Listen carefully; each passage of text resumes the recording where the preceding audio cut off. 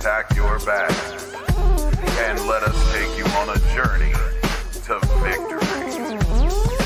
Come on, y'all, let's take a ride. You ain't gotta say a word, just slide inside. It's time to take your ass on another kind of trip, cause you ain't at the top if you don't got the shit. Grab some chips and a drink to sip and close your eyes and hit that switch. We're going to a place where everybody kick it, yeah, Blitzalytics. Ain't no friends and there ain't no simping, cause there ain't no team about to catch me tripping. Do you gotta get a stack or a third tier back? We got you covered all season to the ship from the draft. Take you to a place where you get that win, give you more than enough to defeat your friends. If you can't take the heat, get your ass out the kitchen.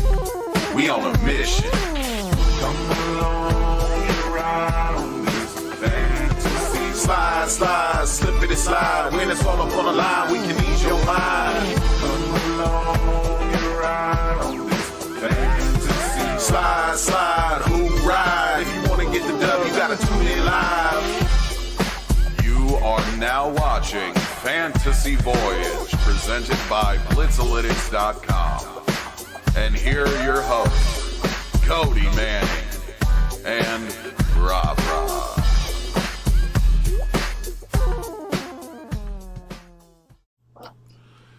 And welcome into Fantasy Voyage. As always, I'm your host, RobRob. I don't know why I used my government name in the Chiron there. I just now caught that. Like, it's the only time I use my government name, so that's what Rob's short for. Over on the other side, you see my boy Cody Manning, Mr. at Cody Talks NFL himself. He of CT NFL fame every Friday. How you doing this morning, Cody? Man, I'm doing great. We're going to get into it. We had a fortunate weekend of those injuries, but I'll say this, the games were outstanding. I mean, another good week of games, right? That's two in a row, yeah. Injury bug bit, but absolutely great week of football games. Fun to watch. Man, I love Red Zone. I don't know how my ADD didn't have this before. I am in love with Red Zone, guys. So we are going to do what we do every week here. We're going to hit you with injuries, studs and duds, waiver wire targets. I'm going to hit you with some trade targets. And then, of course, the most important part of the show, Cody tells you what defense to stream. But before we do get into that, we are going to say some goodbyes to a couple of legends in sports world, at least in mine and Cody's time frame on one of them. We start by saying goodbye to Animal of the Road Warriors. It's James Laurinaitis' uncle, right, Cody? I know they're related. His dad. Okay, and the other one's his uncle. Okay, yeah, I get them mixed up all the time, but I believe so. Yeah. Yeah, it's one of the two. James Laurinaitis' family, 100% sure. So, we want to say goodbye to him. Super sad news this morning that he has passed. Also, Gale Sayers, one of the greatest of all time, like pre-Marshall Faulk, right? Pre-Sweetness. Is, you know what I mean? Like one of the most this guy would have fit into football right now, right, Cody? Like a lot of the young guys out here don't know about a Gale Sayers, and check that tape, but he'd fit in today. Oh yeah, he was some of the first guys. My dad Corey, he would show me. It was him and those Sweetness, those two running backs, and then there's a few others. But yeah, Gale Sayers was one of the first names I was introduced to when I was a young NFL fan. So sad to see that happen, and prayers to his family and both families as they go through these tough times. For sure. And I'll tell you what, Gale Sayers, he'd be a top 5 pick in every fantasy league, baby. You guys go check that tape. That guy was electric before electricity was invented. So sad news, condolences to all the families and loved ones with both families. We will get into the injuries. More sad news before we get to the studs and duds, the happy stuff that you came here for. I'll tell you what, this first one is a big one. So is the second one. I'm going to cover both of them, and then I'm going to try and get your reaction because this shook fantasy Twitter.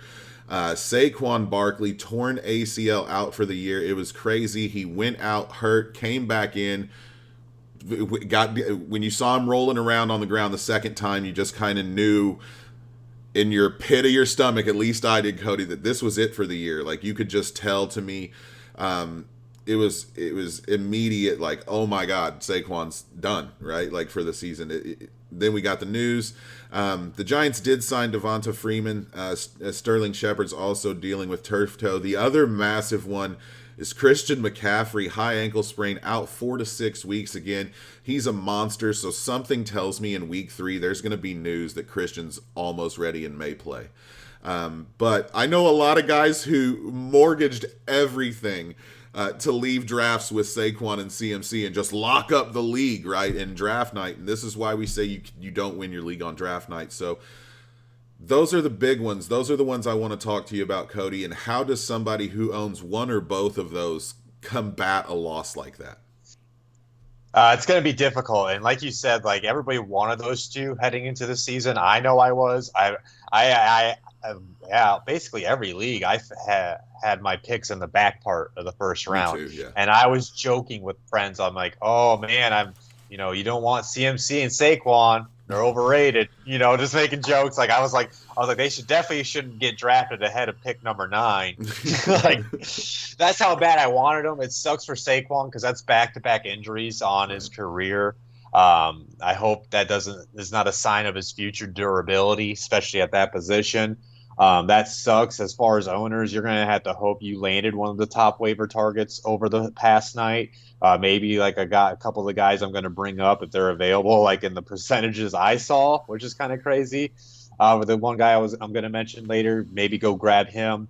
If you're a Giants fan, if you're a Saquon owner, I don't know if Devontae Freeman's the answer. Kind of, in my opinion, I think it's going to end up being like a split backfield between Freeman, even Gallman, and a Dion Lewis. So if I would say this though, maybe Freeman's the one I would hedge in on as a bench ad, because if there's any resemblance of his past career, maybe you get a sneaky play out of him. He's the one that's shown most in the past, right? Yeah, so if you are going to take past as the ultimate thing, sure, but I'm with you. I'm not sold that he comes right in and gets this job. I think there will be some volume for him. I don't even know that I'd start him this week. If I spent to get him this week, I'd kind of like to see how it all plays out. But if you're in a fab league, I think Devonta Freeman is going to bust somebody's fab. And in my opinion, I think you should just hold on to that. I do not think that it turns out that good for Devonta Freeman that it's worth blowing your fab budget. So if you are in a fab league,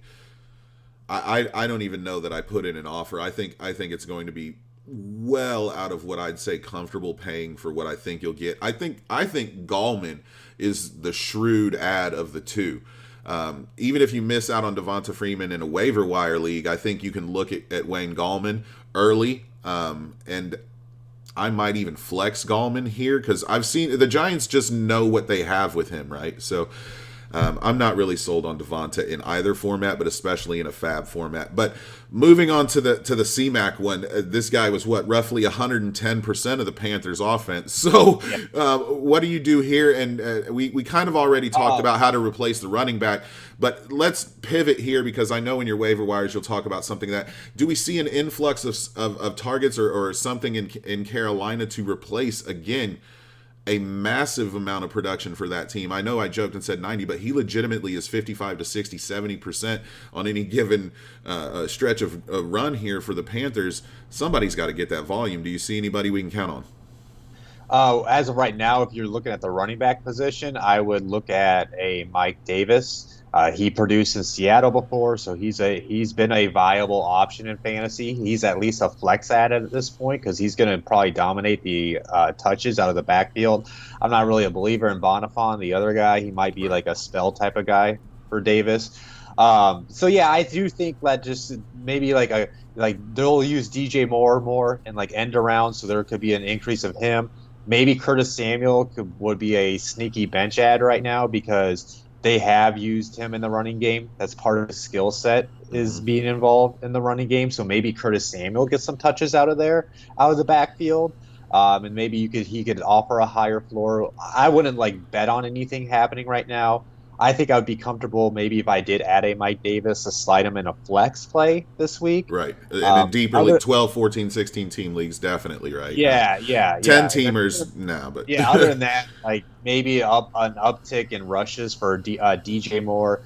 Robbie Anderson has his role, and then maybe Curtis Samuel becomes relevant again because of the absence. Let me ask you directly, based on something you had told us last night on Happy Hour I wasn't aware of. do you consider Teddy to be upgraded now for streaming, or maybe even just a deeper ad? Because, like you said, I didn't know it, top 5 in yards already this season. Like, he had a monster game after CMC went out. The yards just piled up. Is Teddy now going to move up your streamable list? Yeah, he's definitely a streamable option.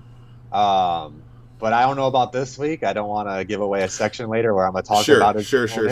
I just the volume, but based on volume alone, you're projecting. Yeah, more, I mean, more and then more than likely too. I mean, like I said, Mike Davis could probably produce, but they're probably going to be playing catch up in a lot of games. So I think Teddy is more than a quality, good streaming quarterback going forward because he has 3 weapons in the passing game. Sure, right. Yeah, and they've got them that do different things, right? They're not all the same guy there either. So those, again, were the big ones. A lot of defensive ones we won't talk about. But speaking of things like that, the 49ers lost a lot on defense and on offense. So we'll pivot there. Raheem Mostert sprained MCL. He's listed as week to week. Tevin Coleman knee sprain, expected to miss some time. Not quite sure how long.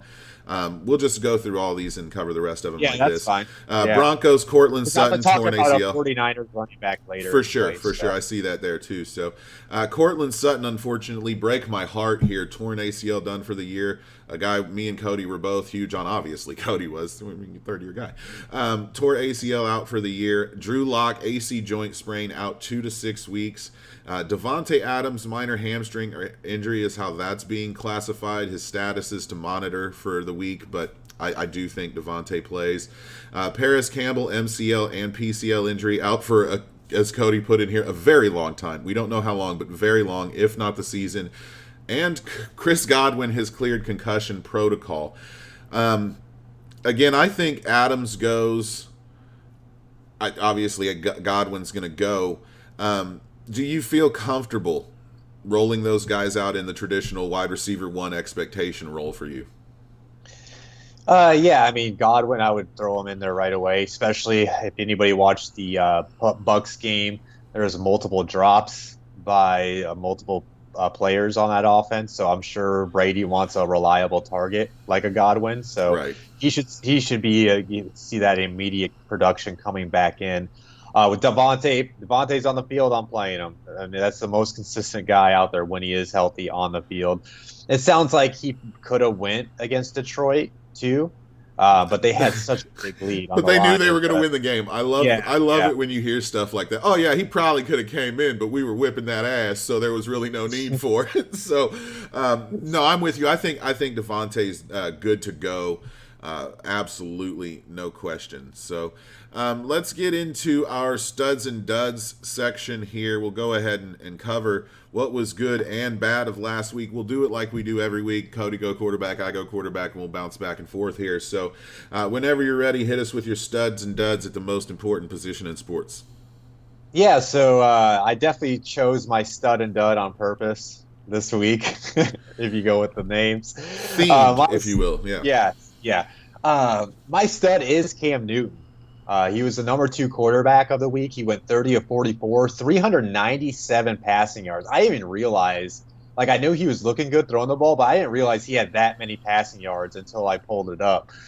He had a touchdown. He did have an interception on the night, but then he offers such a high floor. He had 11 rushes for 47 yards and 2 touchdowns. He had 34.58 points on the week. I mean, man, he's looking like Cam of the old. I can't believe I'm saying this. I feel like I'm hearing this all across NFL fans. It's making the Patriots fun to watch for once because it's not the same old, it's not the same old stale. I know what I'm going to get out of the Patriots tonight. This is a fun thing. And people that took him in the late rounds where he was falling, you might got a league winner at the quarterback position. It looks like it early. Yeah. Yeah. If he can sustain this production, throughout the year. Prove, because it has been a long time since we've seen him play a 16-game season. It's been 2 or 3 years since he's finished the season. So, but and he's getting a lot of rushes, which always scared. I hold my breath when Cam runs now. So yeah, definitely. And then going to my dud, and you probably already guessed, it's Tom Brady. Had a terrible week against a very young and inexperienced defense. This was supposed to be that get right type of game where you felt comfortable with the Buccaneers offense. Now, they did move the ball down the field. Like I said, it's not entirely Brady's fault because there were some like balls he placed perfectly that were dropped. But at the end of the day, he went 23 of 35 for 217 yards. He only had one touchdown. He had an interception and a fumble. He finished with 8.68 points.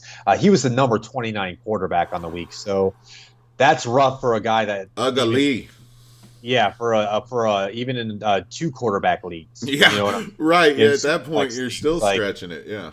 Yeah. So, and I know he's playing at least in. I mean, I faced him in a 10-man league this week. So it's that people star are power, playing. Man.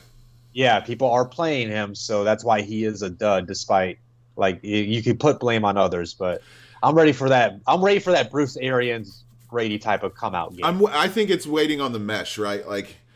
Because it feels weird for the tight ends to have not been as featured as much, right? That's such a dominant position that they have, and they haven't been featured. So once I see some featuring of the tight end and a little more balance out of this offense, I think I'll know what they are. But I'm with you. Somewhere Bill Belichick sips his tea with his pinky out, because you're right. Cam showed out, Tom did not. So I love it when you do little things like that, man. It's awesome. So. For me, we know when to eat crow around here, right? And I'm going to do it right here. He only finishes quarterback 8, so not a top 5 guy. But Ryan Tannehill, I'm sorry. I expected massive regression, and if this game is any indication, I was just as wrong as I could be. He absolutely dissected that defense. It was insane. He'd go on stretches where it was 6-7 completions in a row, then there's a drop, and then 6 or 7 more. Like, this guy was surgical. 18 of 24, 239 through the air, 4 touchdowns, 26.7 points. I called this game all wrong. We'll talk about it a little more in duds somewhere else here. But kudos Ryan Tannehill for making me look like an absolute dick for disrespecting you all offseason. That was my start last week. Yeah, he was. So Cody hit, I missed. We again, but that's the thing here. We will eat that crow. I'll tell you when I was wrong and why I was wrong. I'm about to eat my crow. Yeah, healthy doses, right? And that's what happens. So the dud of the week, Kirk Cousins, I don't even know what was going on here. QB 33 on the week, 11 of 26, a Bill 13 through the air, no touchdowns, 3 picks, 1.5 points. It was ugly all around. I don't even know at this point, Cody, if I bring him up, not because he was started in a mass amount of leagues, right? But this is a guy that traditionally over the last couple years is a streaming candidate, and I don't think I can do it right now after a performance like that. That was super ugly. So my stud Ryan Tannehill, my dud, how you like that Kirk Cousins. I'm gonna come to you now for your running back position, sir. Yeah, and I'm gonna eat crow on both these guys here. My first guy is Aaron Jones. It's never been my hate on him as a talent or a player, but prior to the season, I was like, well, he can't get those amount of touchdowns again. Like, that's going to regress. They drafted A.J. Dillon. Even this week, Aaron Rodgers is still talking up Jamal Williams on the Pat McAfee show. So I was wrong. Aaron Jones is involved in this offense heavily. And yes. Gets hit. You want to know why they didn't go get a receiver? Not only they trust a guy that's like MVS and Alan Lazard, but they were planning on using Aaron Jones in the passing game as well. Number 1 running back on the week, 18 rushes, 168 yards, 2 touchdowns, and then he had 4 receptions for 68 yards and he had a touchdown on that. So 3 total touchdowns on the day, and he had 8 targets in the passing game. So like I said, he's heavily involved in the passing game. He's an RB1 going forward. We tell you don't count on touchdowns, but I'll be damned if Aaron Jones doesn't feel like a guy who on most weeks you just know you're starting with 6 points. At least. And this guy's just got a nose for it, man. I'm with you. I'll eat a little crow there. I called him 2 years ago as a breakout. He broke out, and then I did the same thing I did to Ryan Tannehill and called myself out the next year and looked dumb on both of them. So I just got to ride it out. Yeah, a little like longer, I said, Cody. my issue never was his talent. It was just like, oh, they drafted AJ Dillon, they got Jamal Williams. It seems like a weird running back fight. No, they want him involved. They paid him, and then they're also going to involve him in the passing game. So It's crazy. I love him. If you got him on your roster, don't trade him right now. Period. Yeah, because he could help you win if he sustains this type of a target share and as many touches out of the backfield. My dud. Last week I said start him, guys. I was completely wrong. I think Todd Gurley might be done, Rob. I'm sorry. It looked bad. Todd Gurley, number 51 running back on the week. He still had the volume of touches. He had the 21 rushes for 61 yards, but no targets in the passing game. And then they were in a situation where they were up on the Cowboys, so you think that would be this win. It didn't happen. He only had 6.1 points on the week. At this point, man, I'm going to go ahead and say it, man. Gurley's at this point, he's a flex play that you're betting on him taking advantage of his touches. And if it doesn't happen, he's going to be a dud on your roster. And I hate to say it, as a Todd Gurley fan and an owner, at this point, you're hoping for one big game and moving him. Like, I think that's the best case scenario is say this week he comes out and just has a monster game, immediately flip him. I'm with you. It hurts to say. I love Todd Gurley. You guys I love Todd Gurley too. That's why I did it last full blown love. I collect Todd Gurley cards. I collect Todd Gurley autographs. I am that guy, and I will be looking to move Todd Gurley after one big game. So that sucks to say, man. Screw you for bringing it up, Cody. Moving into my running back position, I'm going to give you two names. Browns running backs, both of them, killer. A sick day. I've told you multiple times now, start both of them. If you lucked into a way of getting both of them, feel free to do both. This week it showed you why. Chubb finishes as running back 4. Hunt finishes as running back 6. So 2 top 10 guys. Chubb had 22 rushes, 124 yards, 2 touchdowns, a reception for 9 yards, netting you 26.3 fantasy points. Hunt went for 10 rushes, 86 yards, 1 touchdown, 2 receptions, 15 yards, a touchdown, 24.1 points. You're talking 50 points from the Cleveland backfield if you started and had them both. What a sick day. And it was impressive to watch. I don't know what Baker Mayfield is, but I know for damn sure that this backfield is fun to watch. So kudos to both of those guys. Start them both, man. The dud, here's more crow eating. And it should, this is why fantasy football is so much guesswork, right? The game script says that should have been a Derrick Henry game. Everything about that says that should have been a Derrick Henry game. It was not. Derrick Henry finished as running back 38 on the week. Same thing as Gurley. Had all the volume in the world. 25 rushes, 84 yards, no touchdowns, no receptions, 8.4 total points. And we are now through 2 weeks with Derrick Henry and no touchdowns. So he's, oh man, should have took Aaron Jones is what it looked like. So, again, both Browns running backs had a week that Derrick Henry did not. And whenever you're ready, my friend, we can cover your wide receivers. I'm going to talk about one of my favorite wide receivers in the league that was a stud this week. It's Stephon Diggs. He's fitting perfectly in Buffalo with Josh Allen. He's taking that offense to the next level. They're pushing the ball down the field.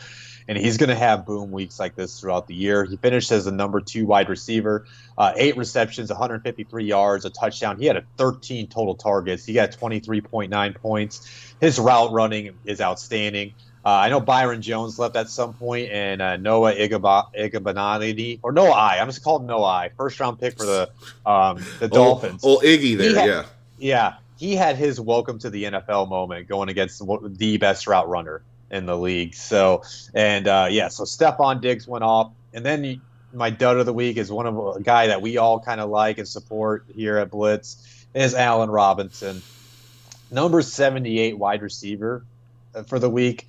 He had 3 receptions for 33 yards, and he had 9 total targets. And he's just he had 6.3 points. He's still getting the targets. He's just stopped producing. And I'd like to see what percentage of those were catchable balls, though. Right, I did not pull that up. Yeah. That's always, and that's not readily available information for fantasy. Like, you have to know where to get stuff like that, right? So it's crazy, but I would venture to say that of those 6 incompletions, more than half probably weren't catchable balls.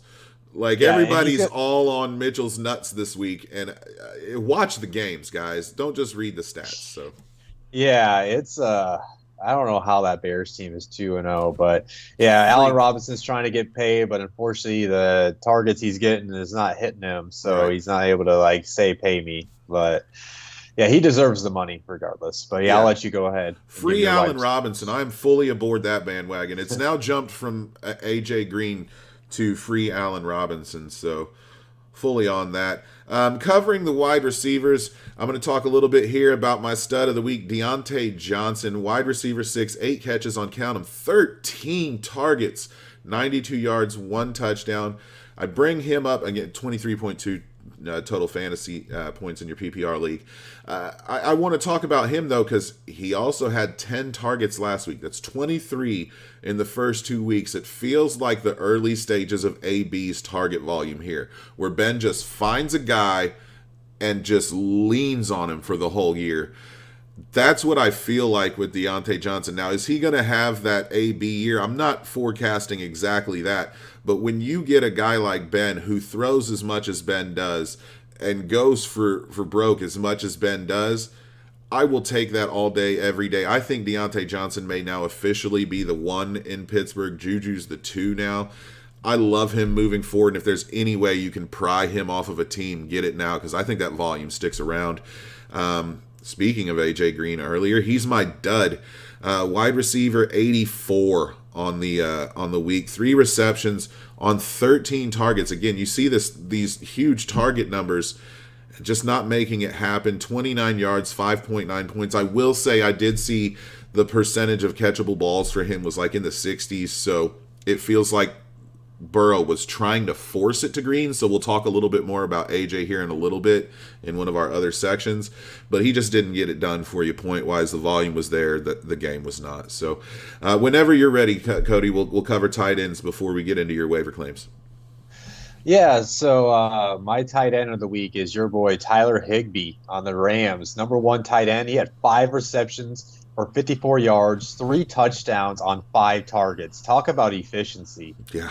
As a tight end. He had 28.4 points. This is the type of production so the people that placed him inside the top 10 thought he could be. I still think it might be like a boom or bust option with him because of all the weapons that LA currently has in that passing attack. But when you can get a tight end to be that efficient on 5 targets, sign me up. Yes, sir. Kudos for Tyler Higbee to finish as the number 1 tight end this week. And my dud is Mark Andrews. He was drafted, tight end 3, and he finished as a tight end 31 for the week. He had 1 receptions for 29 yards, only on 3 targets, 3.9 points. Now, that might be because the Ravens had control of that game, had a big lead, and they just leaned heavily on the run. And that does, I'll say this, going forward, I think you pretty much got to play Mark Andrews because when they are passing the ball, that's where Lamar's going to go.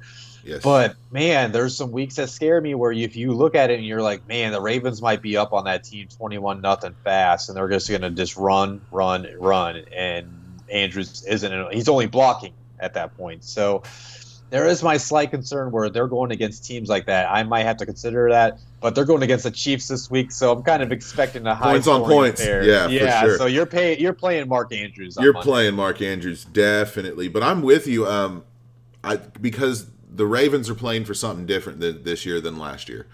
Last year they were playing to prove they were legit. This year they already have proved they're legit. They're playing to get to a Super Bowl, so you're not going to see them just junk up a score and go get you a buttload of fantasy points just because most weeks. So I think I'm with you on the Mark Andrews, but definitely give me Mark Andrews during the Chiefs game. Yes, sir. Let's talk about my tight ends. Thank you, Cody. I took your ad and start here and ran with it. Jonnu Smith was in my winning league, got me 24.4 points. He had 4 receptions on 7 targets, 84 yards, and 2 touchdowns. I will say this. This is a crazy stat I found. Smith has exactly 12 air yards on the season. The ball has traveled 12 yards from the line of scrimmage to his hands on 12 targets at that point. He's making everything happen after the catch. He has 87 yards of yak. It's the most among tight ends. The closest one to him is 74 total. So This guy is big bodied and just running over people. Very much a Tennessee Titan, and I like him moving forward. Again, I like what Higbee did, but I don't chase touchdowns, right? I chase the volume. I always have, if to my detriment sometimes. And I think Jonnu Smith's volume is right in this range on most weeks here. It's not going to be 13, 14, but a solid 7, 8, 9, I think, is kind of going to be an average week for him moving forward. I love Jonnu Smith. A guy I had been high on, and me and Cody waited on many times to clear injuries or suspensions, was Chris Herndon, who, to this point, has made us all look stupid. Chris Herndon, tight end 44 on the week, 1 reception, 4 targets, 5 yards, no touchdowns, 1.5 points against, I don't know, the third-string 49ers? It's insane, the lack of production I've gotten with him. I am no longer holding out hope for Herndon. Off the board. I am all off. Yeah. Streaming, it would have to. You'd have to be so low. The matchups aren't juicy enough anymore. As let's say this, no Jets for me right now. So I don't think I plan on playing any type of Jet player whatsoever. I can't, because this is the production you're getting. So Jonnu Smith, thank you. Chris Herndon, goodbye. And that'll do it for studs and duds. And we're going to get into some important stuff here, because these numbers that I am looking at on this page make absolutely no sense, especially with the way injuries happened here. So, Cody, hit us with your top 5 waiver wire targets, my man. So my waiver wire targets this week, again, to remind people to qualify on my waiver wire targets, they have to have more than 50% availability on rosters. It's per Yahoo, and I literally pull these numbers right before we go live. I don't pull them last night because I know waivers process over the night. So my quarterback ad of the week, it's my quarterback ad from last week. It's Gardner Minshew. He's more than capable of being a starting quarterback right now on a fantasy football roster with the way he is playing. He had 339 passing yards this past week and 3 touchdowns against a pretty good Titans defense. And he's a per Yahoo. He's available in 68% of the leagues. And his next 4 matchups, you could probably play him. I know I'm playing him in one league. He's got the Dolphins on Thursday night. And then next week, he's got the Bengals defense, and then he's got the Texans defense, and then he's got the Lions defense. Those are some bottom 10 defenses, bottom 15 defenses right there. And so he's got a juicy next month of matchups. And if you're a guy like me in a couple leagues where you're streaming the quarterback option and you don't like your current quarterback, go pick up Gardner if he's on the waivers and go with him. And then my next running back, I was very surprised he was available in this many.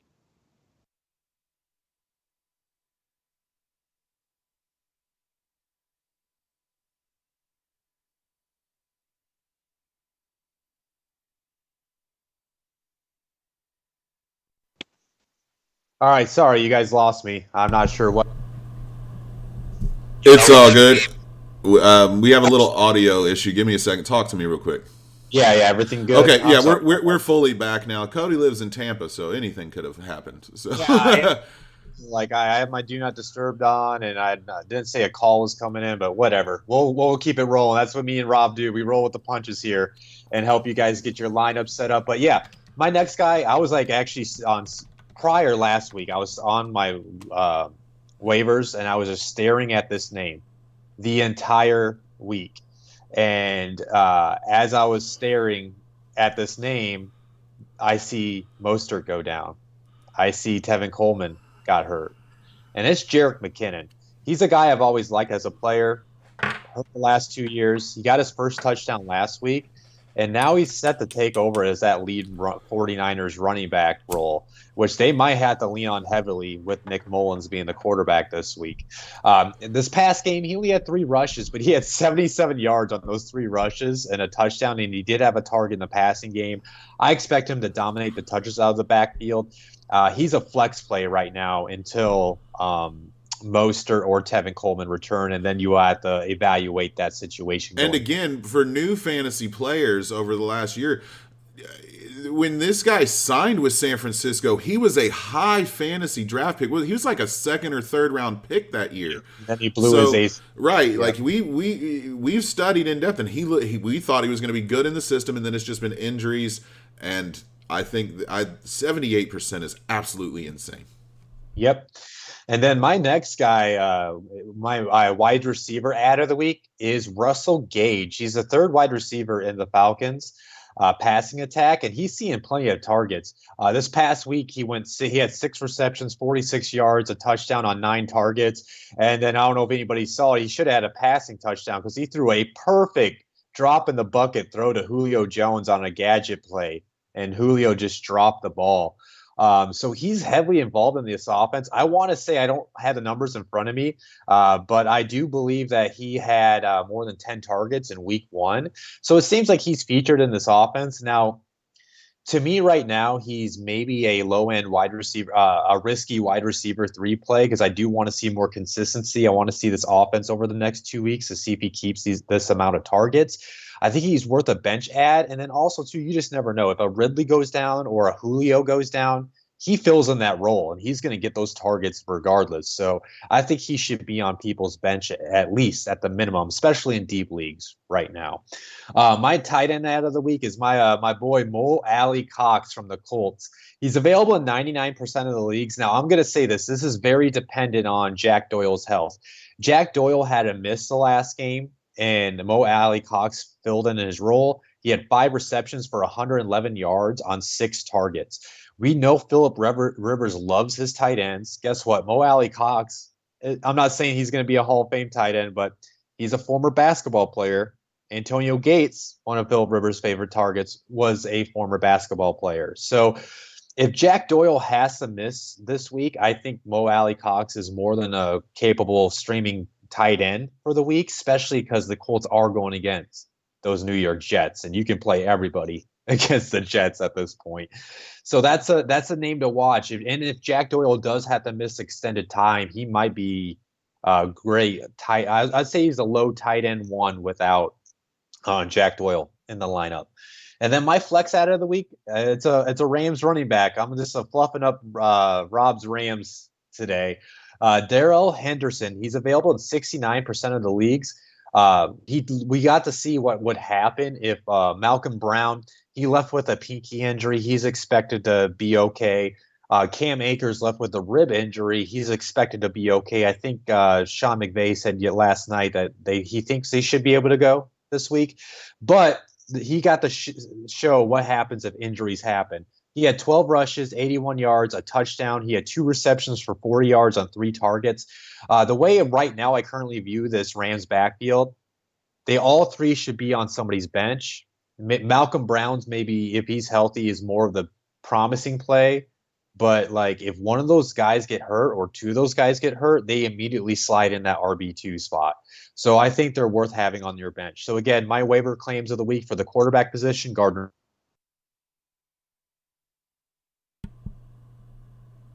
I don't know what's going on with Cody's thing here, so we'll hit this screen and he'll unfreeze eventually. Yeah, there he is. There he is. There he is. Sorry about that. I do not want.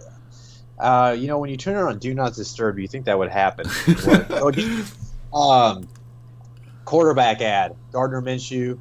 Running back ad: Jerick McKinnon. Wide receiver ad: Russell Gage. Tight end ad: Mo Alley Cox. And my flex ad is Darrell Henderson. Yeah, and as a Rams guy who watches all the Rams games, I liked what I saw out of Henderson, right? It wasn't like super dominant, but again, these guys are going to have games like this. I want one of the Rams running backs on my roster, right? Like that's the goal, and whichever one is healthy is probably the one I start that week. When and if they're all 3 healthy, we address that at that point, right, Cody? So I'm going to go ahead and let my boy get a break from the camera right there, and we're going to hit you with some trade targets. And the first one we talked about a little earlier, right? It's going to be A.J. Green for me. He has the 4th most targets of all NFL wide receivers with 22, but he only ranks 59th in total receiving yards at 80.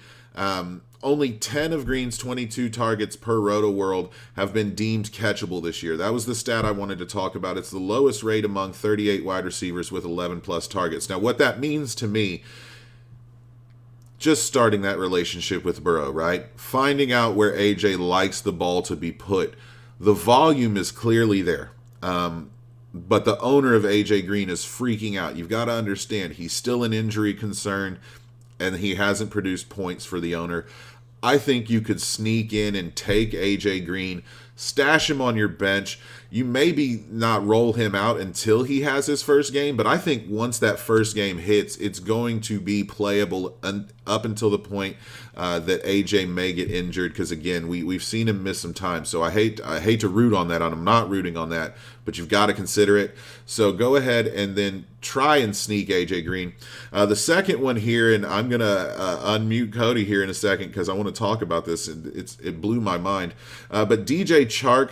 Through the first 2 weeks, DJ's totaled 7 targets, 7 receptions, 109 receiving yards, and a touchdown. Again, Cody talked earlier. That's perfect. Like that, you made the most of everything you can, DJ Chark. The volume hasn't been there, but he's been efficient.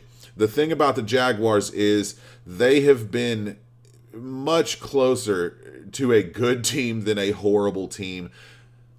But I do not think they're good. I think it's a benefit of the schedule. So I do think that DJ is going to get some of those late mop-up opportunities to try and claw back into games. I think DJ Chark is a good ad, and I'm going to come to Cody here. Cody, tell the people about DJ Chark for you, man. I mean, obviously he's a year 3 guy. Gardner, he's not afraid to like chuck the ball down to him, so he's got big playability. And I know why you're asking me, because I made my first trade in years. I can't believe how long it's been. Yeah, I ended up trading for DJ Chark in a league this year. I have AJ Brown and Cortland Sutton were my main. This is a 12-man league. They were my main guys. I have Darius Slayton on that roster too. And I have other guys, but I don't like my current bench situation. And I was just super deep at running back. And Joshua Kelly, I picked him up at my second to last pick. Been performing. My cousin who's in that league needs running backs. He's got running backs hurt for days right now on his roster. So he offered Chark, and I was like, all right. I mean, this is for once makes sense to me. Yeah, absolutely. So if Cody's trading for him, you need to get your hands on him, right? Like, and that's, I think, a good offer. That's the ballpark I would be looking to get for a DJ Chark.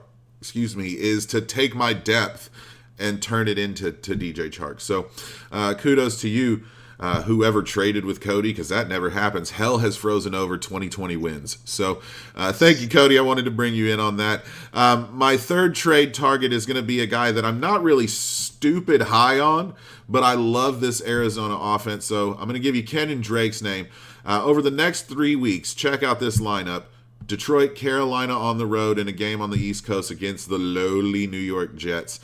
In week 2, those teams allowed the overall running back 1, running back 2, and running back 13 performances respectively. So what you're talking about is an electric offense and tons of opportunity against guys who can't stop the run. So Kenyon Drake for me, if you can get him soon, is an instant get, instant roll out with that schedule coming up, and laugh all the way to the bank. My next one here, this is more of a if you're not comfortable with streaming, because Cody and I are both guys who I'm comfortable with finding a quarterback on the wire and streaming him this week and replacing him next. But if you're not, if you're a set it and forget it kind of person, I think that you can go peel Carson Wentz off of that owner's team. The Eagles, the defense doesn't look as good as I thought it would. They're likely to be in a lot of shootouts this season. You've seen how they've performed up to this point. Whenever you get into shootouts, the quarterback numbers go through the roof. At this position, only Joe Burrow, Matt Ryan, and Dak Prescott have thrown the ball more in 2020, and that's including Joe Burrow's 61 attempts, and the Matt Ryan and Dak Prescott Atlanta Cowboys ridiculousness that happened this week. So of those 3, Wentz is more apt to give you that volume week to week, in my opinion, and I think you can get him for pennies because the news around Philly's not good. Now, I wouldn't spend to get him, but again, try to peel him off for next to nothing, I think is a good option. Same here with this last guy, Joe Mixon. his expected fantasy points, given his opportunities, would rank him 6th at the position. Obviously, he is not ranked 6th at the position, so you're probably a little fatigued with him if you're a Joe Mixon owner. If you're looking to get a guy who can and has shown before that he picks it up as the season goes along, I think Joe Mixon is the guy. I think he's probably the highest ceiling running back that you can go out and get right now. You're not getting a Jonathan Taylor, right? So that's not happening. You're not going and even getting an injured C-Mac in most leagues. That's not happening. So I think Joe Mixon is the last of those upper tier running backs from fantasy drafts that you have a chance to get, and I think you can get him for pennies on the dollar given what we have seen from him production wise this season. So again, the 5 targets are going to be AJ Green, DJ Chark, Kenyon Drake, Carson Wentz, and Joe Mixon. And I come to Cody now. Of those trade targets, man, was I crazy on any of those? I know you're good with Chark since you went out and did it yourself, but especially the Wentz one to me, excuse me while my fat chest impedes my camera as I resituate, but any of those seem nuts to you, Cody?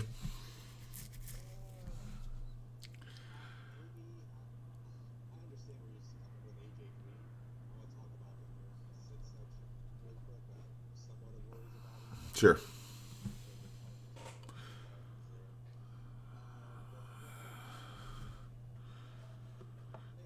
You're the Mixon guy is why I asked, specifically Mixon, because I know you've dealt with this before, right? Where he starts off slow and you worry, and then he pays dividends at the end. Right.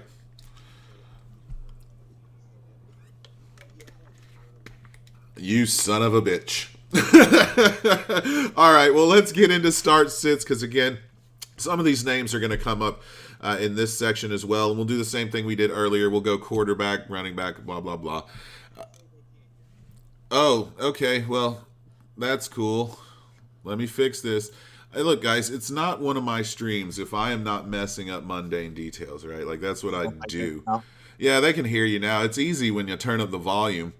I wanted to give you a private break is what it was, Cody, and I muted you for my section, and then I forgot to unmute you. But you're back. Thank you, chat. Anybody that missed the response, I said I have my concerns about AJ Green, and I would have no problems getting Joe Mixon. And we are going to talk, like I said, about some of those names here, so we'll get into it. I'm going to have you hit them with the start and sit quarterbacks of the week for you while I try to atone for yet another mistake. It's all good, dude. So my start of the week is Dak Prescott. We just saw him have a phenomenal week against the Atlanta Falcons, and that looks like it could be set to continue against the Seahawks. Seattle has given up the most passing yards this season. Seattle has given up 831 yards.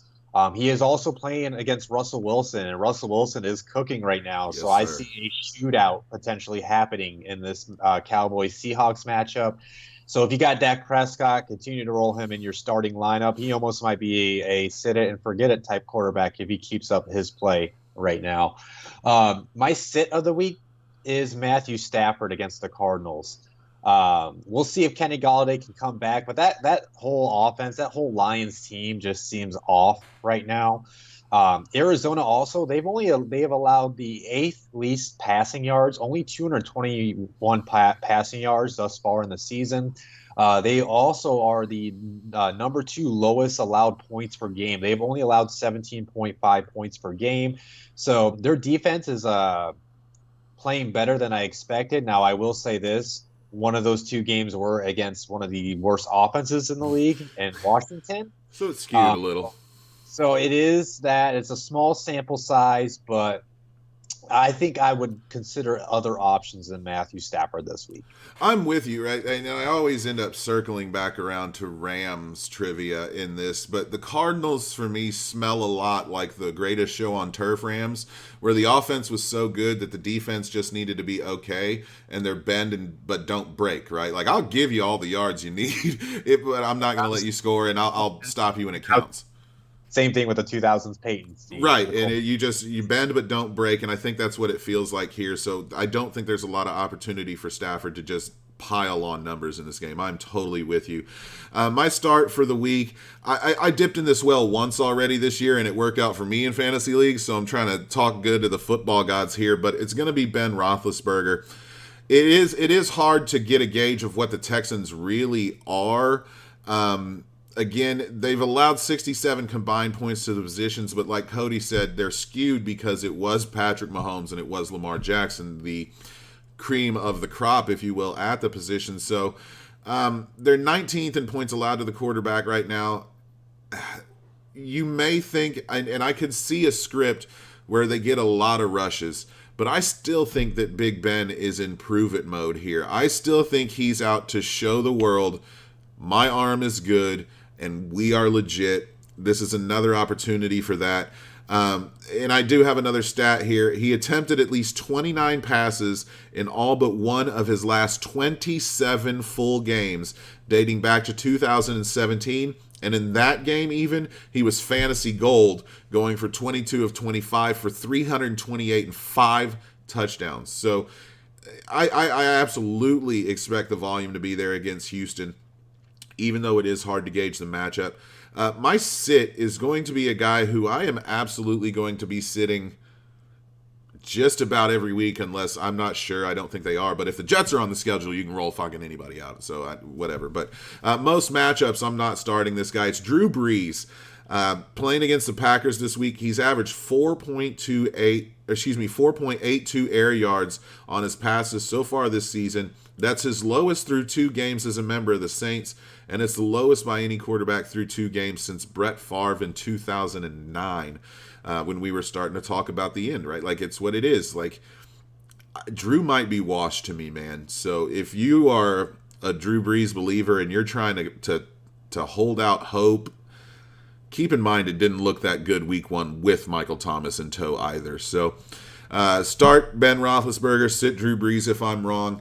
You see my Twitter handle there, come at me this week. But we move to you, Cody, for your running back start and sits.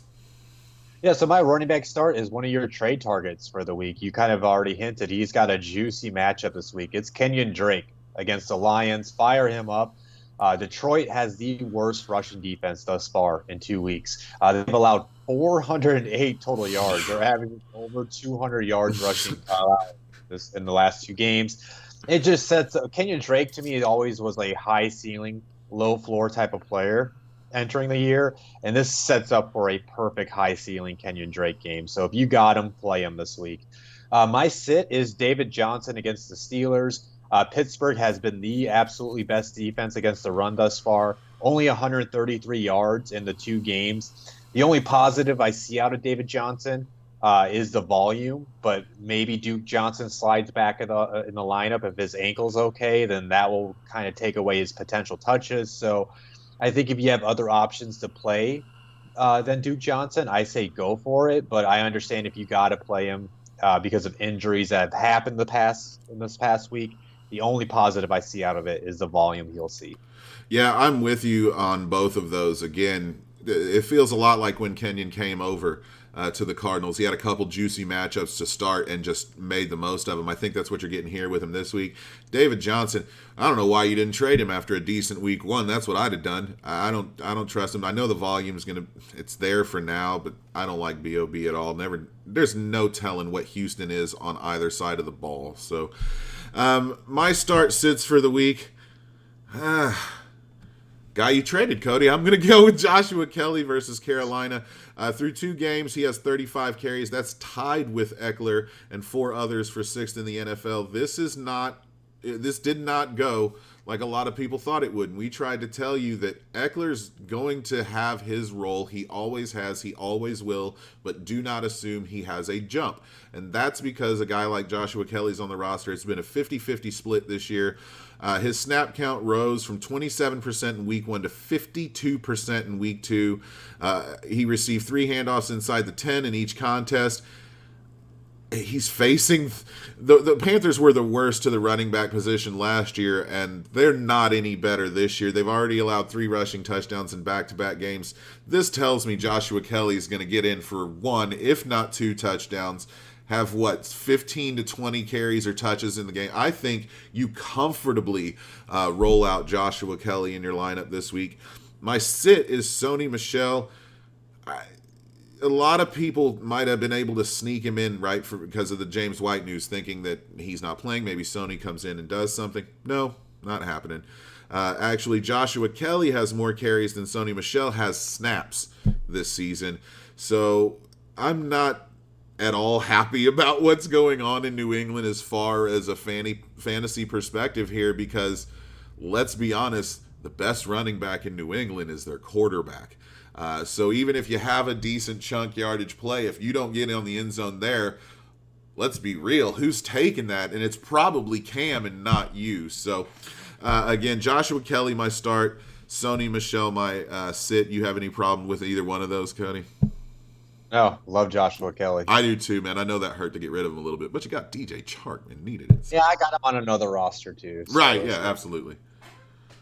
So do our wide receivers. Ready? Yeah. Go ahead. I'm sorry, man. I was checking the chat. And in the chat, I do see all your questions. We will get to all of those for you. Jacob, we've got you.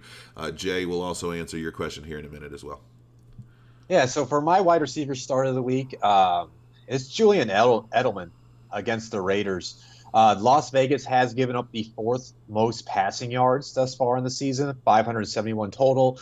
Cam is feeding Edelman. This was a surprise to me, too, when I saw this last night. Edelman currently is number 3 in the league in receiving yards with 236 yards. I think it's a perfect game to keep it rolling with Edelman in your probably the wide receiver 3 slot. Plus, I would keep on playing him right now with Cam featuring him because I don't know about you, man. Every time I see Edelman take a fall to the field, like he's getting up, squinting, like it's, yeah. Every time. I feel like he's playing hurt, and it's just a matter of time before he's probably going to miss some games. So I'm get it in while you can, right? Yeah. Exactly. And then my sit of the week is something we've been kind of hinting at as you brought his name up, is AJ Green against the Eagles. Eagles, surprisingly, I think it's because they're getting ran all over, but they've allowed the 5th least amount of passing yards thus far, 417 total. He could get matched up against Darius Slay, and I thought he kind of looked sluggish last week, like he's kind of still shaking off rust. And he went against a very good cornerback in Denzel Ward. And Darius Slay is kind of that athletic type of cornerback like Denzel Ward that can stay in his hip pocket. So I'm kind of worried about that matchup. But like you kind of talked about, Rob, I said the only positive about AJ Green this week, if you are forced to play him because of injuries, is if his targets to remain the same. If he's getting those targets, I'm all about that. But I do have worries with this matchup this week. No, and you should, right? The AJ Green ad, like I say, I would probably stash AJ until he has that game. But once the comfortability is there, and again, don't overpay for him because he is still an injury concern. But if you can wrap him and get him cheap, that's what I mean. But I definitely would sit him as well this week. So we'll move to my wide receivers. I've got a Deshaun Jackson sighting here versus Cincinnati. The Bengals yielded 8.3 yards per attempt last year and 8.1 this season, so you kind of already know what they're about, and that was against the Chargers and Browns passing offenses, which has been less than stellar this far this season. He's getting enough volume to get you that points, but it's just not translating right now. I think it's, again, they'll get it right. They have to get it right. Carson Wentz has to get right. And at that point, what you're looking at, I think, is a big game. I think we could see that this week. He has 110 yards on 16 targets. No other Philadelphia wide receiver has more than 8, so he's clearly getting the volume. And again, this is much like we saw last year in the NFC East. They need to win. They will do whatever necessary, and I think you can start Jack this week. My sit is Emmanuel Sanders, and I know what you're saying, but Michael Thomas is out. Yeah, I'm down on all Saints. Let's be real. I don't feel comfortable playing with him. Michael Thomas being out didn't help this week. He had just 3 targets on Monday night. He's compiled 25 receiving yards on or fewer 10 times since the start of 2019, and that doesn't include the postseason where he was held to 71 combined yards in 3 games and got you a donut the last time they played Green Bay during the playoffs. So not worth it to me. I think Emmanuel Sanders is done too here. The Saints feel old, sluggish, I do not like what I see from them, so I am out on the Saints until further notice. And whenever you're ready, Cody, we can hit them with the tight ends. Yeah, so my start tight end, you used your stud tight end this week. It's Jonnu Smith against the Vikings. Keep on rolling them out. I'm not sure about A.J. Brown's status quite yet, but if Brown's going to be missing, I think Jonnu Smith at this point is a every week play. But with that being said, Minnesota has allowed the 5th most passing yards this season, 567 total. Anthony Barr tore his pec, so he's a missing linebacker in that defense. And Mo Alley Cox, that tight end I mentioned earlier, he had a career game against Minnesota. So this seems like a perfect game for you to keep on rolling with Jonnu Smith, so I wouldn't hesitate to keep him in your starting lineup. My sit of the week, it might be a kind of a hot take here. Zach Ertz against the Bengals. He's got off to a less than ideal start to the season. We're noticing Dallas Goedert is slowly but surely taking over that lead tight end role in the passing attack. He's got contract frustrations with the Eagles right now, so I'm not sure if there's something going on behind the scenes that's kind of playing out in the field. Bengals have allowed the 7th least passing yards, but they're the 3rd worst against the run. So I could see it being a run-heavy day as well, where they go to Miles Sanders. But to your start, Rob, I will say a run-heavy day leads to play actions, which can lead to a good day for like a Deshaun Jackson. Right. But I don't know. I mean, maybe, and now don't get me wrong. If Zach Ertz goes out, balls out against the Bengals, gets 2 touchdowns and 100 yards, I'm not going to be surprised. But really bad start to his season, and I don't know. He's kind of looking like a maybe streamable option at this point. But who knows? He can get things going again, or maybe if I was thinking about this last night. If a Jack Doyle continues to stay out, and if the Colts don't trust, Mo Alley Cox is a week in, week out guy. You're kind of all in with Phillip Rivers. Frank Reich has that connection to Philadelphia. Maybe make a call, Chris Ballard. Just saying. No, you're totally right. I think we're seeing the transition to Goddard right now. I'm not surprised. I would not be surprised, if Ertz is on the block. Man, it's rough. Again, I'm with you. I could see him having 2 touchdowns, so I don't know that I'd say sit, but I would definitely temper expectations. And if you have somebody out there, he's not the guy I drop, obviously, right? Like, I'll drop a low-end guy, pick somebody up, and I'm not dropping Zach Ertz here. That's not what Cody's telling you to do, even though most tight ends we say you can just drop and stream a guy. Ertz has still got star power, so trade him before you drop him or anything like that. But I'm with you. Definitely going to temper expectations. If I knew that he was going to stay on the Eagles for the rest of the year, I'm trading him. Yes, right absolutely. Now. Absolutely. So fully on board with that, and I'm rolling Jonnu out again myself, so let's hope that holds. My start of the week is a guy I hated after week 1, Noah Fant. Thanks a lot for beating me. He scored 2 touchdowns in 2 games, just one shy of matching last season's total touchdown tally. He's averaging 12.5 yards per attempt. It doesn't matter, I guess, who his quarterback is, because both Drew Lock and Jeff Driscoll have perfect passer ratings when targeting the tight end. I would look for Noah Fant, especially with Cortland Sutton going out for the season and Lock missing and all that's there. I think Noah Fant is a comfortable option moving forward. Probably not the juiciest matchup, I would say, versus Tampa, but again, it's all about opportunity and volume, and I think it's going to be there for Noah Fant. My sit is this forever sit, and this is going to be the last time I talk about him. It's Chris Herndon. We talked about him earlier. I'm fully out. I cannot trust you. I cannot have that happen. 1.5 points is unacceptable. I'm going to need at least 5 points from the tight end position. I don't think that's too damn much to ask. And Chris Herndon's not getting it, even in games where it should have happened. So one last time, sit Chris Herndon, and if I'm you, go ahead and make that a drop, Chris Herndon, and look at a Mo Alley Cox and maybe streaming for the rest of the season. So, again, start Noah Fant and sit Chris Herndon. For some reason, that was super hard for me to say, Cody. And then let's get to the reason why they're all here anyway, right? Like, everyone knows the best portion of the show here is the top 5 streamable defenses that Cody's going to hit you with right now.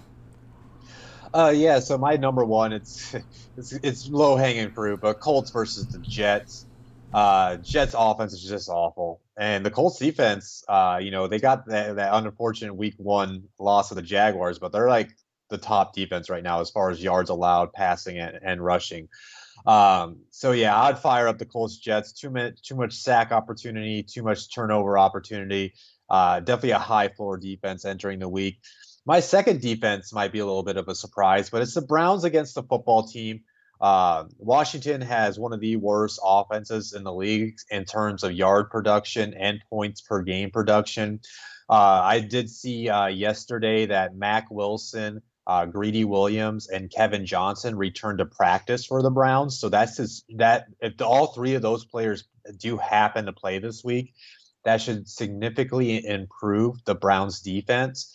And the Washington's offensive line is just awful. So a guy like Myles Garrett is going to completely eat that offensive line alive, and he's going to get after Dwayne Haskins all day. So love the Browns defense this week. The third defense I'm going with is the Buccaneers against the Broncos. The Buccaneers defense is what's keeping them alive thus far early in the season. They have a great defensive front. The young defensive backs are coming along, and then they're going against a very banged up Broncos team.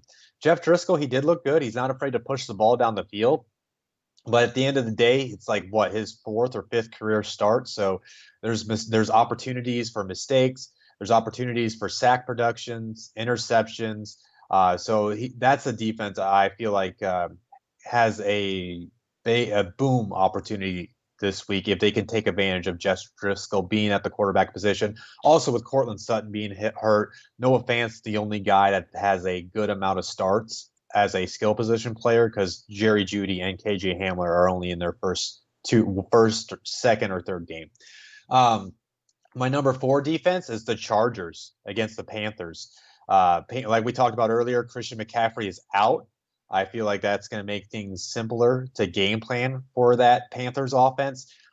The Chargers secondary, their cornerback group, they have enough people to match on a DJ Moore, a Curtis Samuel, and a Robbie Anderson.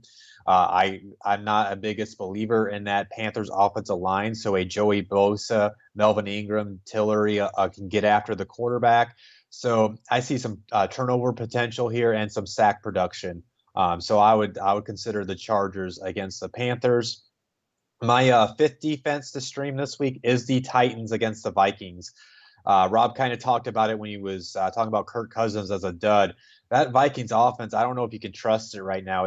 It's looking ugly. It's looking off. The interior of their offensive line, their 2 guards got completely manhandled by DeForest Buckner last week, and now they have to go against a Jeffrey Simmons and a Jadeveon Clowney. So I see not that much run production out of the Vikings because of that. I could see Kirk Cousins' pocket collapsing on him a lot, which usually forces him into those interceptions when he has his bad games. So it's a defense I would be willing to take a chance to stream against.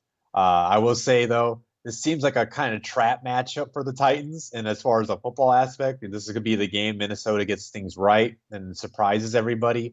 But with how they've looked the first 2 games, I'm willing to roll my chances against the Titans defense against the Vikings. So again, my top 5 streamable defenses this week: Colts versus Jets, Browns versus football team, Bucks versus the Broncos, Chargers against the Panthers, and Titans against the Vikings.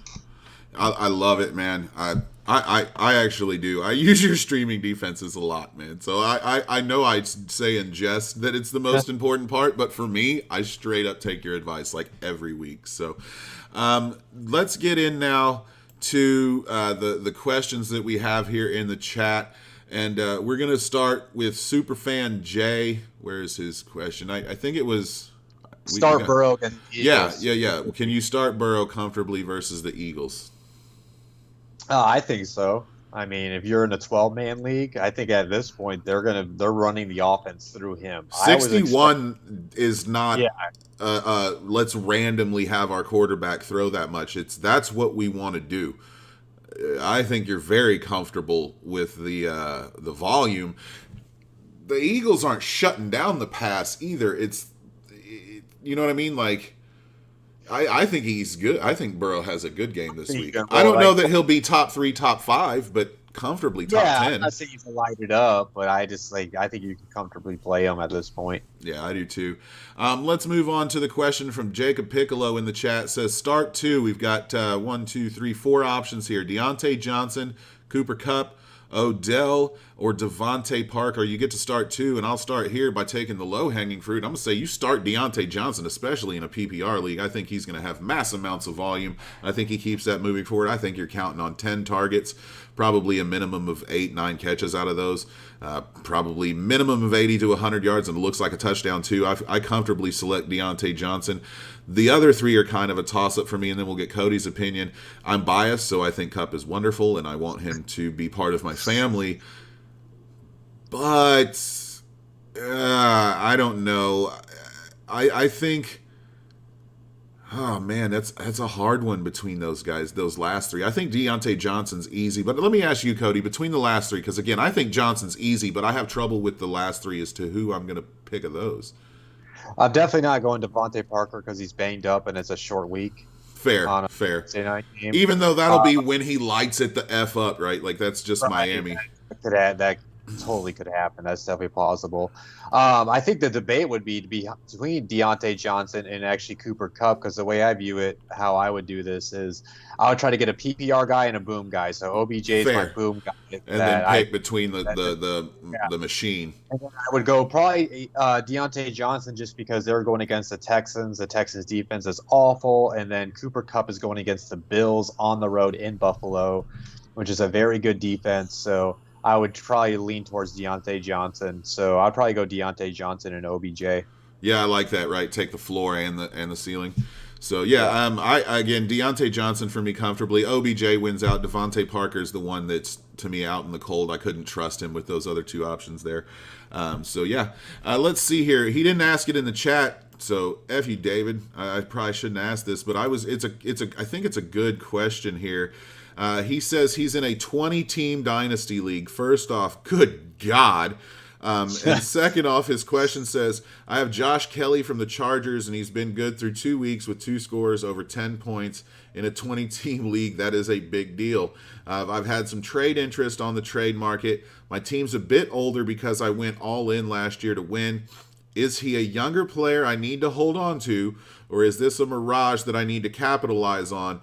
He says he hasn't actually watched Chargers football yet, besides the very end of the Chiefs game. And I get it, man. It's the Chargers. Nobody's a fan. So, in summary, is Josh Kelly a guy that you want to build around in Dynasty, or should you capitalize on this early boon from him? I think I would keep him. I mean, he's already getting this much production and this many touches at the beginning, of his career. I don't know if I would want to move on from that at all. I don't know that I do either. And the thing, I love Eckler. So when I say this, I don't want it to seem like I'm biased against him. I love that guy, but he's little. And it's 2020, and we've seen all these injuries with soft tissues and ACLs, and a guy that small, he's one whack away. And they're throwing him the ball. Yeah, I say I hold. I hold in that position. In a 20-team league, you can't give away a guy who's got production like that. So, I don't think we have any questions. I'll give a real quick chance. You guys get your questions in here in the chat before we sign off, and we'll try to get to them. But if nobody has any more questions, Cody, I'm going to come to you to say your goodbyes. Plug what you want to plug, my man. So I just want to thank everybody for tuning into the Fantasy Voyage Live this week. Everybody that got the questions in. Again, I apologize. I don't know why my phone allows people to call me when we're trying to... Because we're dropping that heat, bro, and it's just melting the chip is what it is. Yeah, there you go. Other than that, thank you guys for tuning in. It is right there. Cool. Prospect Encyclopedia. Always going to promote this no matter what. I'm going to shove it down everybody's throat because it's too great to have. It's so awesome just to have next to you on a game day. Read about the teams that are going to play so you know who's on the field. You can be the smartest guy in when you're watching it with your friends, or even if you are in a dynasty league, you want to look at guys that you could potentially target. If people are getting banged up, look at people that could potentially fill in those roles. Go to blitzlytics.com/shop. The physical copy is $35. PDF is $15. And then other than that, make sure you do subscribe to our YouTube channel so you know when we go live with our shows. We're going to be here at around this same time every Wednesday morning. Cody Talks NFL comes around this same time on Friday mornings. We come around 9 p.m. Eastern on Tuesday nights for the football happy hour. And then we got other shows like the Blitz Breakdown and the Steel City Sermon. And then also, guys, if you ever have to miss an episode, don't feel bad. Make sure you follow us, the Blitzalytics Podcast Network, on all streaming platforms, so you know when the audio version of these shows are uploaded and you can just listen to it on the go. Other than that, guys, thank you for tuning in. You can follow me at Cody Talks NFL, and you can either at me or DM me if you have any other fantasy football questions that you didn't get to get in live today.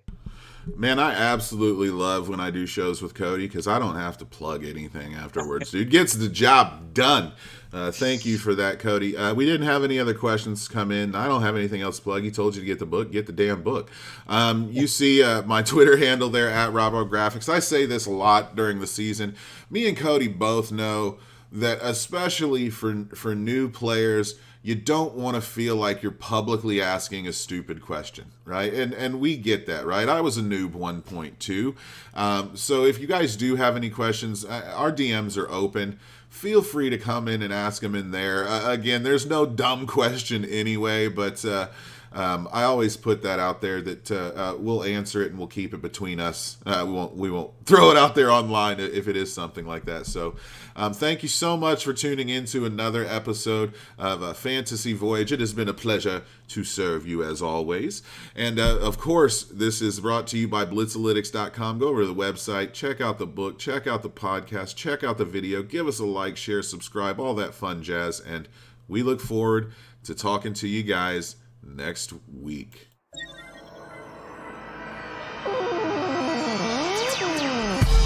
Ladies and gentlemen, it's your captain speaking. You are now aboard the Fantasy Voyage Express. Time to pack your bags and let us take you on a journey to victory. Come on, y'all, let's take a ride. You ain't gotta say a word, just slide inside. It's time to take your ass on another kind of trip, cause you ain't at the top if you don't got the ship. Grab some chips and a drink to sip and close your eyes and hit that switch. We're going to a place where everybody kick it. Yeah, Blitzalytics. Ain't no friends and there ain't no simping, cause there ain't no team about to catch me tripping. Do you gotta get a stack or a third tier back? We got you covered all season to the ship from the draft. Take you to a place where you get that win, give you more than enough to defeat your friends. And if you can't take the heat, get your ass out the kitchen. We on a mission. Come along and ride on this fantasy. Slide, slide, slippity slide. When it's fall up on the line, we can ease your mind. Come along and ride on this fantasy. Slide, slide, who ride? If you want to get the dub, you gotta tune in live. You are now watching Fantasy Voyage, presented by Blitzalytics.com. And here are your hosts, Cody Manning and RobRob.